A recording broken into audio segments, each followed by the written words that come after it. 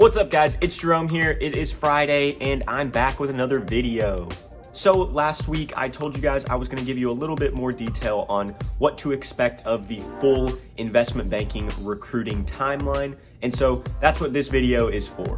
I want to start off by saying that because I am currently in business school getting my MBA, I recruited for a summer associate role, but if you're an undergraduate student and recruiting for a summer analyst role, some of these things may apply to you, some may be different, or the timeline may be a little bit shifted in some way, but the information is still probably relevant. So let's get right into it. At most business schools, investment banking recruiting is a very structured program. Obviously, this year has been anything but normal, and we actually started school about a month late at UNC Kenan-Flagler, so our timeline was a little bit compressed and a little faster than what you would expect out of a normal year. In general, the first phase of the recruiting timeline is filled with company presentations. So this is gonna be probably from about August to mid-October or so, maybe a little bit later. And it's basically where different banks are gonna come and talk to the students about the culture at their bank and why you should work for them. This step is actually really important because what every single bank is gonna try to tell you is that the biggest thing that they look for is fit. And you're gonna hear that word in every single presentation. Fit is the most important thing. We wanna make sure that you will be a good fit with our team, and we wanna make sure that we'll be a good fit for you. And because every single bank talks about fit, it very quickly becomes pretty difficult to distinguish each of the different banks from one another. I know for me personally, I had a really hard time understanding what fit meant until the end of the company presentation process after you've heard from all of the banks. But definitely my biggest piece of advice is go through the company presentations with an open mind. Don't shut yourself out to any bank because it is really important that you get as many interviews as you possibly can, and just going to the company presentations, being engaged and listening, they'll take notice of that and you'll be on their list of people that they want to talk to and get to know better.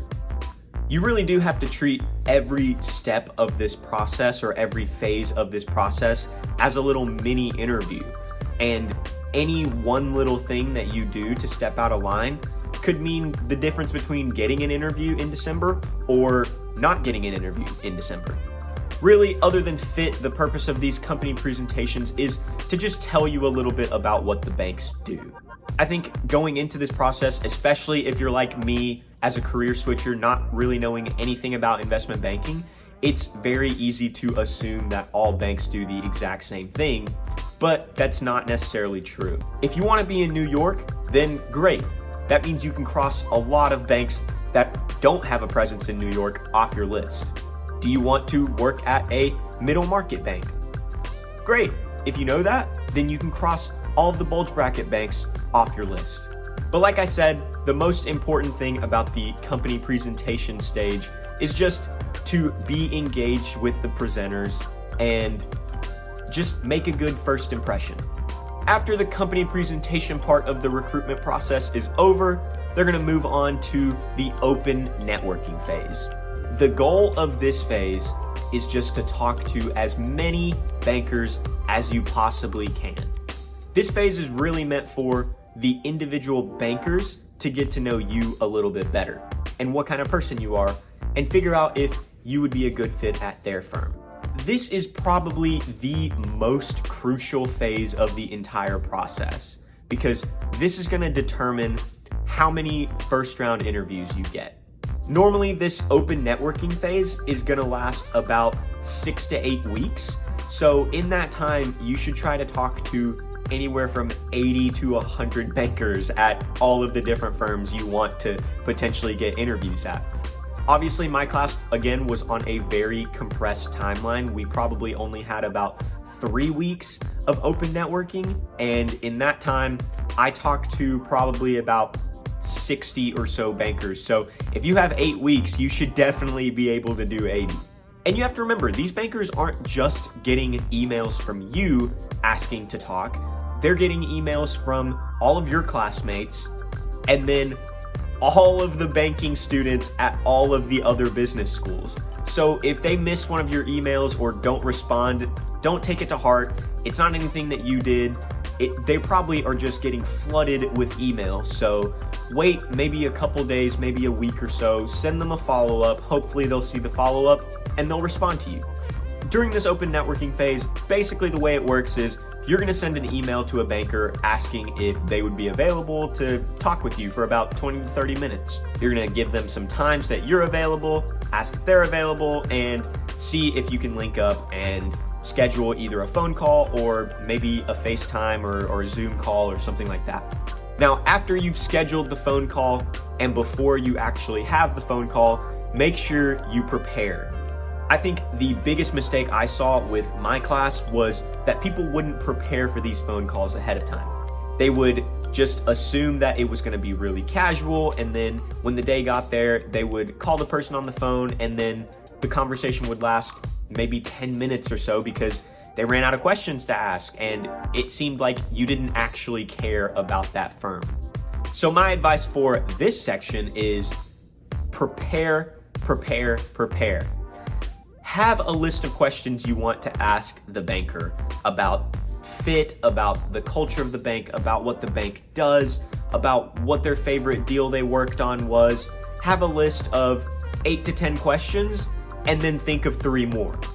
Sometimes you're gonna get bankers that really love to talk and you only get maybe 3 questions in.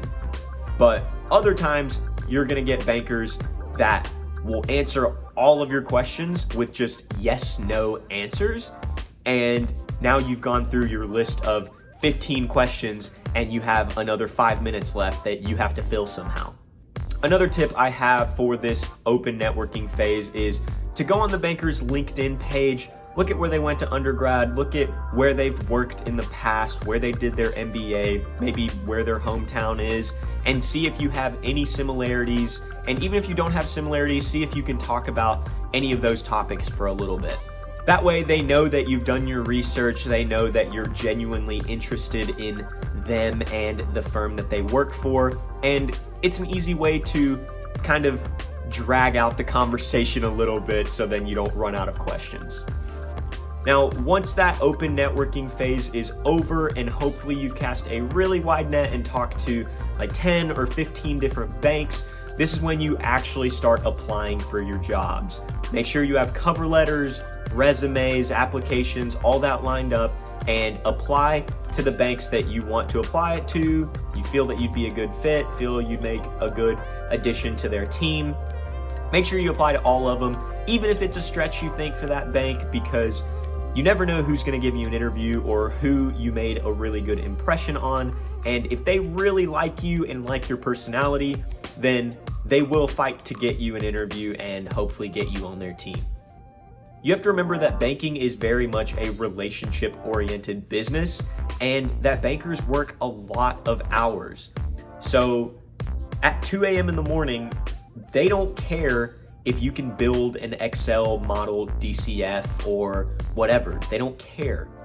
They care that you're a cool person to hang out with and you're easy to talk to and that you have a good personality. So really, that's what's gonna get your foot in the door. That's why it's so important to make a good first impression and do so well during that open networking phase.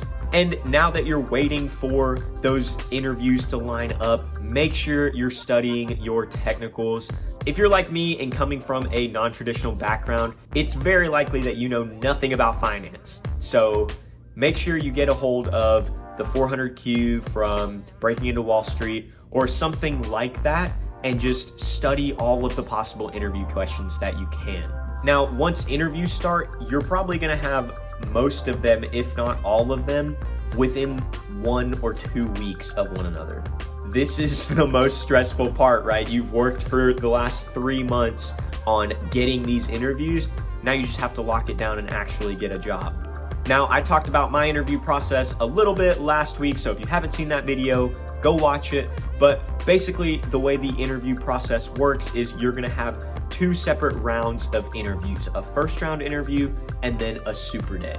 Some banks are going to have maybe a second round and then a super day after a second round interview, so you might have 3 total rounds of interviews, but most of them are just going to do 2. The first round interview is going to be very technical heavy, so make sure you know all of those technical questions, know your accounting, know your finance, know how to walk through a DCF and what a WACC is and how to calculate it. Make sure you know all that stuff.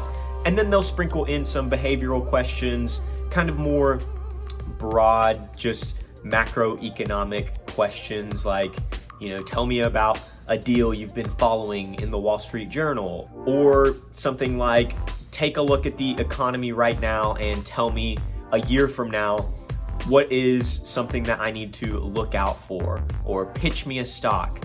They'll of course also ask you the more generic questions about, tell me about a strength you have or a weakness, or tell me about a time you failed. Things like that. Just make sure you have answers to all of those questions. After the first round interview, you'll probably get a phone call within 24 to 48 hours telling you whether you've moved on to the second round or not. The second round interview, also known as a super day, is basically 3 or 4 interviews, 30 minutes each, just one right after the other. And that's why they call it a super day. Now, this can get very exhausting, especially if you have multiple super days for multiple banks on the same day.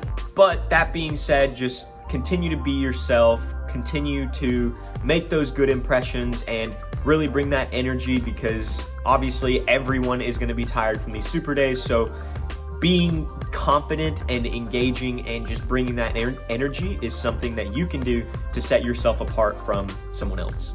And that's basically it, guys. That's how the entire recruitment process timeline works from August to December. Thank you for watching this video. If you enjoyed it, please like the video down below and subscribe to the channel. I really appreciate it. It's been helping me. We're at over 500 subscribers now, so like I said, like the video, subscribe, share with your friends. I'll catch you guys next time. Peace.